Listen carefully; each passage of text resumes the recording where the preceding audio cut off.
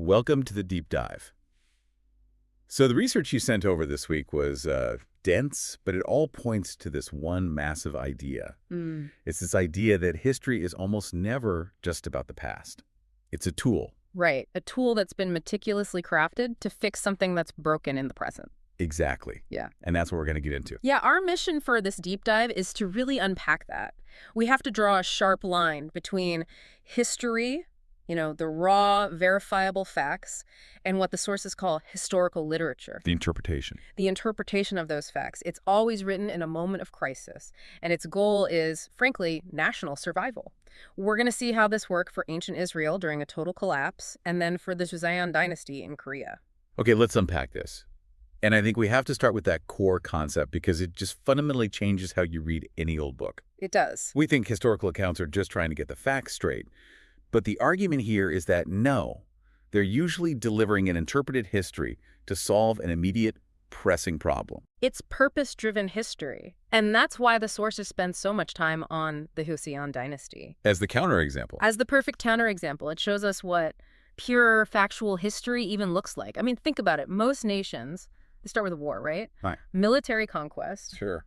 Joseon was founded on an idea, an ideal blueprint. They called it Minbonjui, the people-first ideal. Figures like Zhang Dozhan, they didn't just conquer a territory. They designed a nation from the ground up based on a vision. So the foundation was an ideal, which means their record-keeping had to be just as idealistic. It had to be objective. It had to be. And that's where we get the veritable records of the Joseon dynasty, the Silic.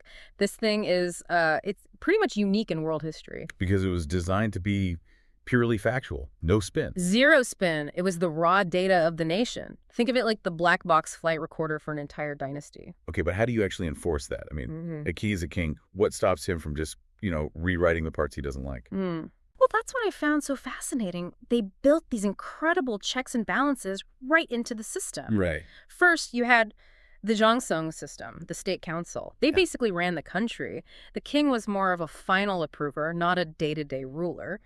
But the real check, the daily one, was the Singzhong one. The royal secretariat, the guys who followed him around everywhere. Everywhere.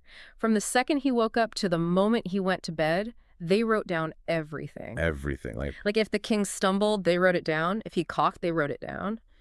And crucially, this meant he could never have a private meeting, no off-the-record conversations. Every single word was documented. That is just...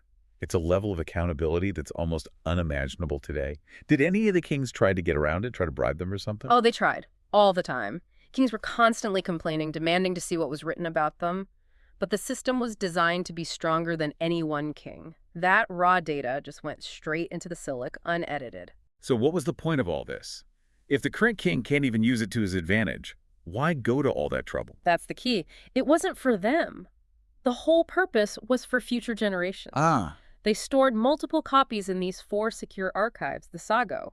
The idea was, when a future crisis hits, one we can't even imagine right now, the leaders of that time will have a pure, objective foundation of facts. They can then take that foundation and interpret it to solve their problem. So the raw fact is the foundation. Uh-huh. But the power, the actual solution, comes from the act of interpretation during a crisis. The record is the map, but the interpreter tells you where to go. You got it. And now that we've seen the foundation, let's look at what happens when there's no foundation left, when a nation is just gone. Which brings us to ancient Israel. This is where we see crisis management through reinterpretation at its most extreme.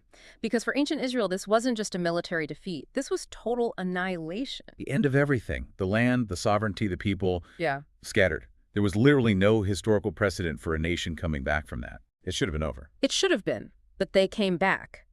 And they did it by reinterpreting their entire history to create a blueprint for survival. This is what the sources call Interpretation 1, the Deuteronomistic history. So when we read books like, say, Joshua, Judges, or Kings in the Bible, what are we actually reading? You are not reading a contemporary news report. You're reading historical literature written hundreds of years after the events, or around 500 BCE. During the Babylonian exile. During the exile. Yeah. And the writers were focused on one burning question. Why did this happen to us? Why do we fail? Exactly. And the answer they came to was revolutionary. They concluded they didn't fail because Babylon had a bigger army. They failed because they broke their covenant with their God. The rot was internal, it was spiritual. And that changes everything. Yeah. Because if the problem is internal, then the solution is also internal. Right. The prescription wasn't to raise a new army, it was national repentance, a return to the covenant. That interpretation gave them a path out of total darkness. It gave them agency. But the crises didn't stop there. They get back from exile, and then a new threat appears. A completely different kind of threat. Alexander the Great sweeps through, and suddenly it's not about political survival, it's about cultural survival.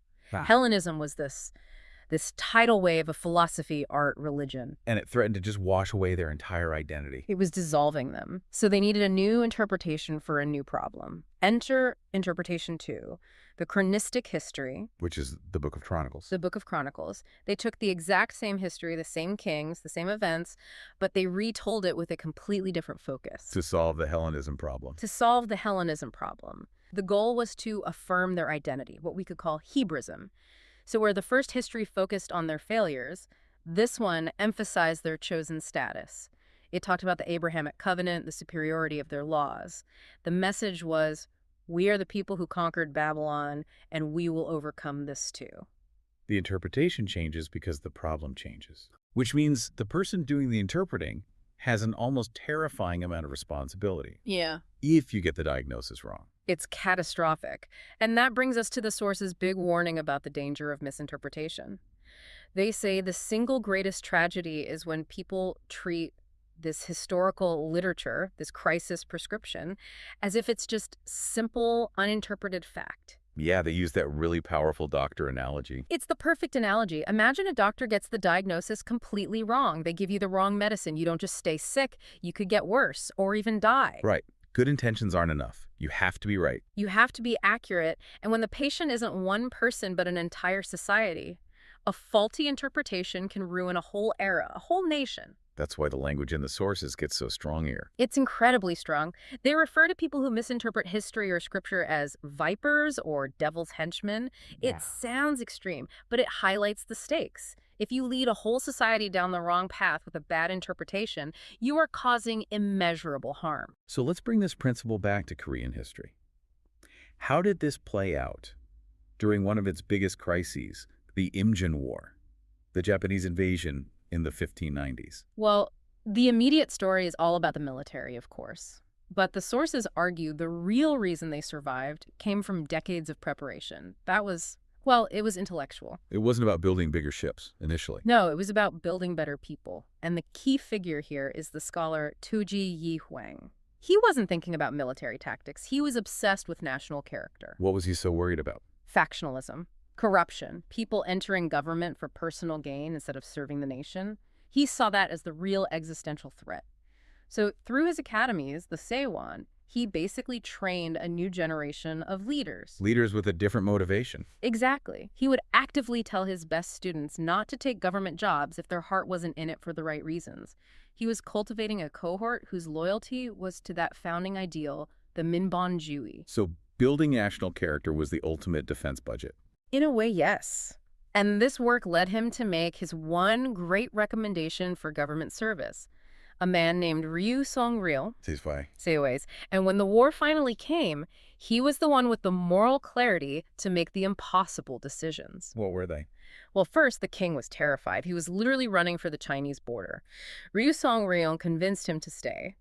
He argued that if the king abandoned his people on Korean soil, the nation would collapse from within. It was a moral argument, not a military one. And he also found the right people to lead the fight. The ones no one else saw. The court was corrupt and full of factionalism, but Ryu Song-ril looked past all that. He found and championed Admiral Yi Sun-sin, who was just a minor official at the time. A minor official, and General Guan Yu. Without his judgment, his historical insight into character, those two might never have gotten their commands. And then after the war, he does his own act of historical interpretation. He writes the Jingburok, the record of reprimand. And this is the crucial part. It's not a celebration of their victory. It's not about blaming Japan. It's a self-critique. It's a brutal self-critique. It details every single mistake Korea made, every failure in preparation. It was his historical prescription to make sure this would never, ever happen again. And we see this same mechanism kick in again centuries later during the Japanese occupation in the 20th century. Absolutely. When the nation was gone, politically, historians stepped in to provide the interpretation needed for psychological survival. You had figures like Shin Chai-ho reminding people of their ancient heroic spirit, or Park In-sik, who looked at history and argued that empires built purely on military force like Japan's never last. He gave people hope by giving them a historical framework. And then there's this amazing character the sources bring up, Homer Holbert, an American. Yeah, Holbert's story is incredible. He was a missionary and educator who comes to Korea right before it collapses, and he falls in love with the culture, especially the alphabet, Hangul. He dives into the history and comes to these two, well, radical conclusions. What were they? First, he decided that Koreans were the people most suited to receive the Christian gospel. But second, and this is the one that gives you chills, he argued that Koreans were destined to succeed the Anglo-Saxons as world leaders. What? At a time when they were being colonized. Exactly. And he said it wouldn't be through military power, it would be through culture. He literally predicted the rise of Hallyu, the Korean wave, over a century ago. He saw their cultural DNA as their ultimate strength. That is a staggering piece of interpretation. He believed it so much he begged U.S. presidents to support Korea. He even asked to be buried there. His belief in that historical destiny was unshakable, even when things looked their darkest. So if we bring this all together, the message is that we have to read history, but not for its own sake. We have to read it to diagnose the problems of today. If you don't understand the historical flow, you can't possibly understand your own reality. It's that simple. We have to look at our own silic, our factual foundation, and then we have to do the hard work of interpretation. Which, the sources argue, is exactly what's missing from our public debate right now. All this intense left-right fighting. It's all noise, it's all focused on the immediate, and it has almost zero historical depth. It's the very factionalism that Yi Huang warned about 500 years ago. We're treating the symptom, not the cause. Instead of writing our own Jingbirok, our own record of self-reflection. We're just blaming the other side. We're avoiding that critical task of self-diagnosis that history demands of us. So the final thought for you, the listener, has to be this. The solution to our current division isn't in today's headlines. It's buried in the long arc of our history. Exactly. The interpretation always has to change to fit the crisis. So the question for you to think about is this. Given our current crisis of polarization, what specific period from our history, when reinterpreted for today, holds the answer? What is the prescription that history is offering us right now? That's the task ahead. A profound challenge. Thank you for sending in the research that made this deep dive possible. We'll see you next time.